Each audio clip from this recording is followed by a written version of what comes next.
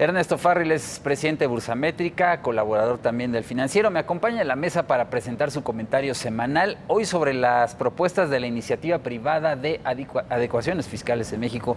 Ernesto, ¿cómo estás? Víctor, ¿cómo estás? Pues ya empiezan a mover las fichas los empresarios.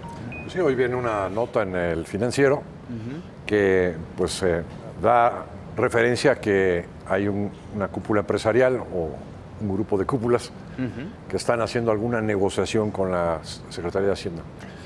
Pero más allá de lo que se menciona en la nota, lo que nosotros quisiéramos agregar hoy es que hemos visto propuestas concretas por parte de algunas cúpulas, Consejo Coordinador Empresarial sobre todo, y de organismos de la sociedad civil como el Instituto Mexicano de Ejecutivos de Finanzas o el Instituto Mexicano de Contadores Públicos. Y casi todas coinciden en lo mismo.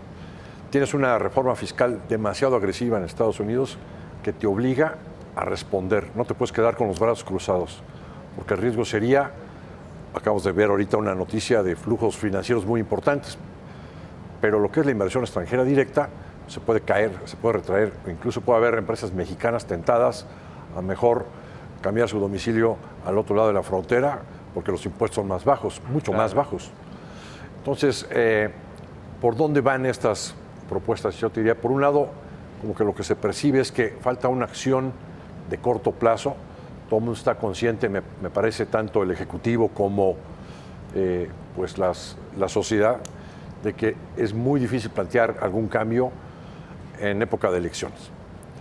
También todo el mundo está consciente de que no se puede generar mayor déficit fiscal porque estamos todavía con la espada de Damocles sobre la cabeza, de que pues si volvemos a incurrir en endeudamiento, pues nos quitan el grado de inversión y sería, como le fue a Brasil, lo peor que nos pudiera pasar. Más costoso, claro. Así que la percepción es que se necesitan algunas medidas de corto plazo y después estudiar para la segunda mitad del año una reforma fiscal mucho más integral,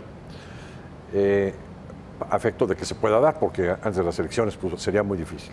Y dentro de las medidas de corto plazo que se repiten en las distintas propuestas, tienes, primero, que se permita la deducción anticipada o inmediata, que es la depreciación acelerada, en las inversiones de activos fijos. Básicamente, maquinaria donde se pueda generar empleo, pues que se pudiera depreciar en forma rápida para que sea un incentivo para la inversión y para el empleo. Una segunda, que las prestaciones sociales que hoy solo son deducibles hasta un 53%, pues que sean deducibles al 100%, muy de la mano con la primera propuesta, para que también se genere empleo. Y una tercera propuesta viene en el sentido de que el ahorro a largo plazo hoy en día sigue acotado. Las empresas, por ejemplo, no pueden deducir una aportación a su fondo de pensiones. Y que creemos que es también muy importante el que se permita que haya incentivos para el ahorro a largo plazo, porque ese ahorro a largo plazo te genera, a su vez, mayor inversión. Y por otra parte, digamos, esto pudiera darse a través de un decreto del secretario de Hacienda.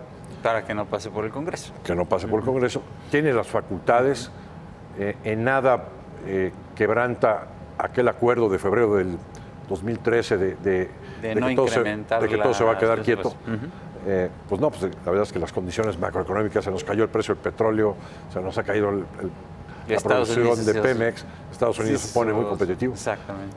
Y ese mismo acuerdo de febrero del 2013 lo permite.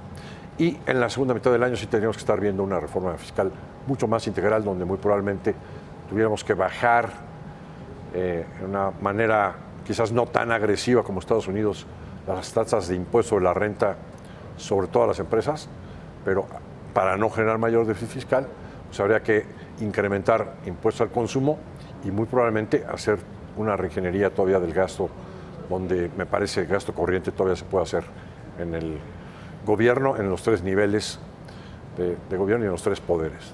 Me parece que una vez que se defina ya la elección, pues el presidente electo, una vez también que sea declarado presidente electo, tendrá que poner entre sus prioridades el tema de la reforma fiscal, como es. Fíjate que lo puede hacer el actual secretario. ¿Sí? Nada más que con una nueva legislatura, ¿no? Exactamente, ¿no? Y así es. habrá que ver yo no creo que haya que esperar a que tome posesión el presidente... Pensando ya en una reforma más profunda, ¿no? Más armada. Integral, ¿no? Gracias. Víctor. Gracias, Ernesto. Buen fin de semana. Muy buen fin de semana a todos. Y a propósito de este tema, el jefe del Servicio de Administración Tributaria, Osvaldo Santín, consideró que con la actual ley del impuesto sobre la renta en México, a partir de este año Estados Unidos debería ser medido bajo las pautas de un paraíso fiscal o régimen fiscal preferente. En entrevista con El Financiero, Santín precisó que con la reforma fiscal de Estados Unidos la tasa del impuesto al ingreso es inferior en 75% al ISR que se causaría y pagaría en México, aunque el jefe del SAT indicó que no se tiene una posición al respecto, por lo que dijo se está evaluando. Lo invito a consultar esta entrevista en las plataformas de El Financiero. Y en más sobre el tema fiscal.